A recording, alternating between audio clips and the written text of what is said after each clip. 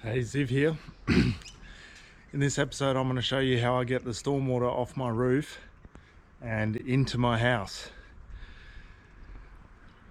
I've got a fairly small block of land, only 1,500 square meters, and I don't have much space, and I want it to be as water self-sufficient or resilient as I could be. So when I built the house, I put in these underground tanks. Here's a manhole for one of them. You can see it there. And then there's another manhole here under the driveway, the carport. Both are 22,000 litre tanks. I'll show a little picture now about what they look like when I put them in. Pretty epic little excavation project. And then I've got 10,000 litres up on the boundary here, which are settling tanks or also stormwater retention detention. Because of my proximity to the creek, I need to release the stormwater slowly over time. It was a council regulatory requirement.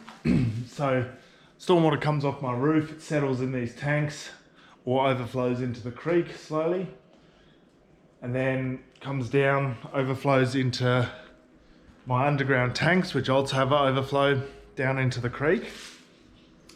And then from there, come into my messy garage. I didn't really clean up too much for this. Like I always say, I shoot from the hip with these videos and just film as is and unscripted. So here's my pump. Now my reason for having the pump not in the tank, and there's goods and bads to both, but if you're in a real off-grid situation, having a pump in the tank, and if it fails and you want to access it, either you go scuba diving to fix it, or you drain your tanks, lose all your water, and fix it, and then you wait for the next rain event. So I wanted to try build something a bit more resilient, try something out. I'm unconvinced whether it's better or worse. Let me know what you think in the comments. I don't know yet, because there is a bit of an issue with what I've designed here, and that's the priming of it. Because pumps are usually flooded suction, so the tank is above and the suction side of the pump is underwater all the time. That way it can draw water on demand whenever it needs to. But here, because the pump is above the underground tanks, I've got a line that goes down, and then it's just pumping air. So what you have to do is you have to prime this tank so that it can draw down this water, and because it's all a sealed system, as it draws down the water, you can imagine coming up the pipe, it's sucking the water up, and when it gets to about here drawing down, the water's overflowing into here, and the water level sits around halfway. Now, calculating what size a priming tank should be is tricky. When I worked in the mines, this was a common thing, because we had turkeys' nests. They're basically big dams, and you have your pump on the side of the dam, and then you run a line, a big pipe into the top of the tank. It usually has floaties on it or whatever, and you suck water up from there. So I built a few of those with the Boilermakers. So I had an idea of what to do here, and I asked my engineer mates, how do I calculate this volume? Because air stretches when it's under suction. It's like a rubber band. You think a rubber band is only this long, but then, as you put pressure on it, the rubber band gets longer. So air's the same. It's super stretchy compared to water. Water's not very stretchy. You can compress it and decompress it, and it doesn't move much, but you can get a huge volume of air into a small space, or you can stretch it really thin. So the volume isn't the pipe volume. I calculated the pipe volume, and as a rule of thumb, I found just timesing the pipe volume by 3 is your minimum that you sort of want to calculate a priming tank. So then, it sits about here by the time it empties the pipe, which is about halfway with the stretched air. And then I've got a bit of leeway if there's any leaks in the pipe, a slow bleed, or Sometimes when I'm watering heaps, the pump spins and creates air somehow in it. Whatever it is, sometimes over time it loses prime. Especially when the water level in the tanks are low and there's more stretching happening because it's drawing up a greater head pressure. So when the tanks are really low, the water level is like down here after I've primed it. So just because it's sucking from a much lower depth in the tanks. Anyway, that's the priming tank to create basically a flooded suction for the pump. Now, the pump, I didn't have a pressure vessel at the start, and it cycles on every time you switch on the tap. Comes on, comes off, comes on, comes off, and that adds wear and tear to your pump. Adding a pressure vessel, and if there's any sort of leaks in a garden tap, you haven't closed it off properly, it constantly cycles on as it keeps trying to find that pressure because you haven't switched off the tap. But the pressure vessel gives you a bit of leeway with that. You can fill up, you know, if I go a short cup of water, it came on probably because but we can try that again in a second. Comes on, you can see it come on. It didn't allow that much water. Let's see if we can go again. Doesn't come on. I've used water at pressure, it's fine. So you can see the pressure vessel works. I recommend going a bigger one than that. I just put one on to see what would happen. So it holds like a cup of water, although it says it's a 3.2 litre, but that's the size of the diaphragm inside, and that obviously pushes water out at a different rate. So I get about a cup of water without it cycling on. If you wanted a whole flush of a toilet, you'd probably have to get a massive ground mounted one and put next to it. So yeah, definitely get a pressure vessel because it will just make your pump cycle a lot less.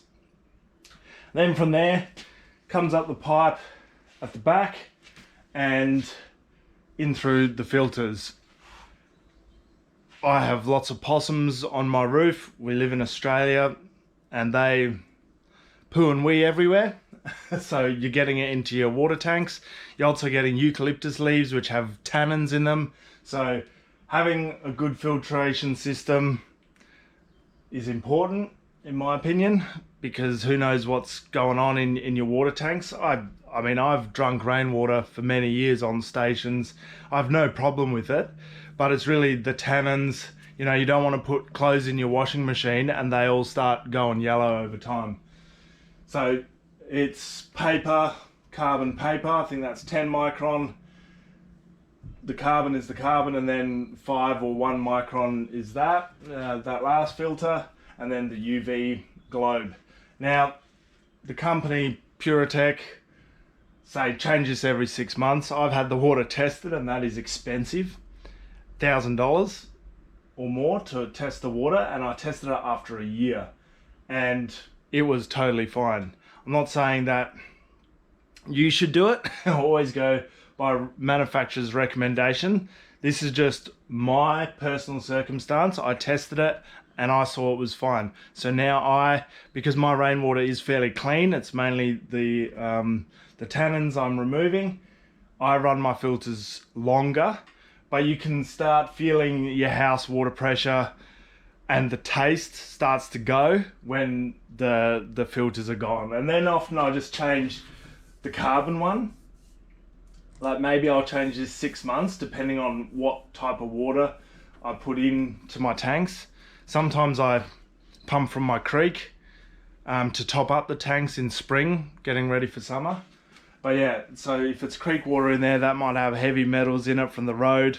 Even with that, I tested it after these filters, so they did a great job at cleaning everything out, but it'll block up your filters a lot more the worse quality the water is. So it's really up to you how long you run your filters for. Get a test maybe. You can get just a drinking water, potable water test. And just check that your water's still good if you've run your filters a long time. And then the UV just kills the bacteria. The UV lamp as well, it was fine for me for a year. So They recommend 6 months, but it gets costly. Like the kit to replace all of that is costly. A mate told me that you can repack these carbon cores yourself as well. I haven't done that yet. Maybe that's a future video. So subscribe to the channel and hopefully we get a future video where I try to pack my own carbon filters.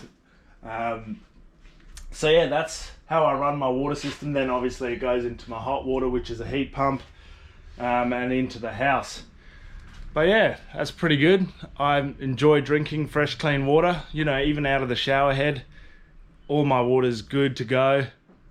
Clean drinking water, and I use predominantly my own water. We've had a pretty crazy summer this year, and the garden is pretty big, and we have a lot of edible vegetables and fruit. So I've got, if I in the springtime and there's no heavy rains coming, if I cheekily shut down all my stormwater detention, load that up, and then load up my underground tanks, I've got 55,000 litres of storage. Now, the garden can sometimes take 1,000 litres, well, with the garden and home use, can take 1,000 litres a day sometimes. So, in the summer, if you don't have any rain events for a month, you know, or 2 months, that's about as far as my tanks will get me. 2 months. So, if you're designing an off-grid system, you can't have enough storage. Like minimum I'd go 1,000 litres, but it also depends on your garden. If you're just servicing showers and you're short with your showers, you can get away with a lot less. I could probably get away with the 55,000 litres, but because we just want to keep feeding the garden, we do use a bit more water. So every now and then I get a bit of water off the grid if there's been a really big long dry spell. But yeah, so far it's been really great using mostly our own water. Our water bills are next to nothing, so it is good. Anyway, hopefully that gives you some tips on off-grid system. Thanks for sticking around to the end. Like and subscribe if you found this information useful. More will be coming in future videos. Cheers.